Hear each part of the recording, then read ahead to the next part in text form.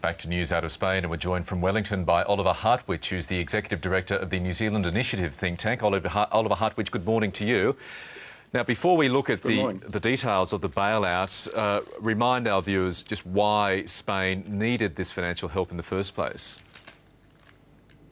Well, Spain joined the eurozone, and for the first few years everything looked fine for Spain. They enjoyed the low interest rates, but unfortunately the low interest rates that Spain got once they were in the eurozone were used to finance a massive property bubble, massive property speculation. And that's actually what's happened. They built up this enormous bubble, the bubble burst, and now Spanish banks are in big calamities.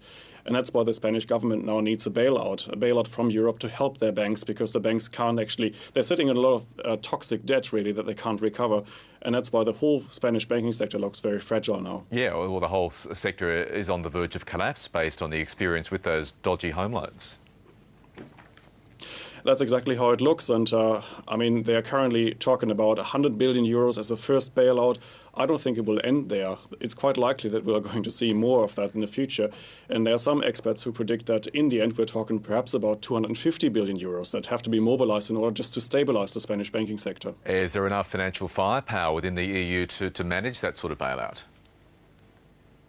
It's getting very tight, actually, because the original European Financial Stability Facility and now the European Stability Mechanism, even combined, their firepower is not enough. And apart from that, the problem is actually that both these financial institutions actually have to raise the capital in the markets first. But who is still going to lend to the EFSF or to the ESM in the future if it looks that shaky? The Chinese have already indicated that their sovereign wealth fund is unlikely to be further engaged in the European rescue operations. And so for the European Rescue Fund, it actually becomes more and more difficult actually to mobilize that capital in order to help its members. But really, EU officials have no choice. I mean, Greece is one country, but if Spain was to topple, it's effectively game over, isn't it, for the eurozone? Exactly. Greece you could always ignore. The Greek economy is about 2% of the total eurozone economy, so even if Greece disappeared tomorrow, nobody would really notice. The problem with Greece was always, of course, contagion, that the Greek virus would spread to other countries, but we have now reached that stage, and the virus is now active in Spain. But once Spain falls, and it probably triggers further problems in France or in Italy, I think it's game over for Europe, and they won't be able to manage that anymore. You're still pessimistic, as you have been for some time, about the future of the eurozone?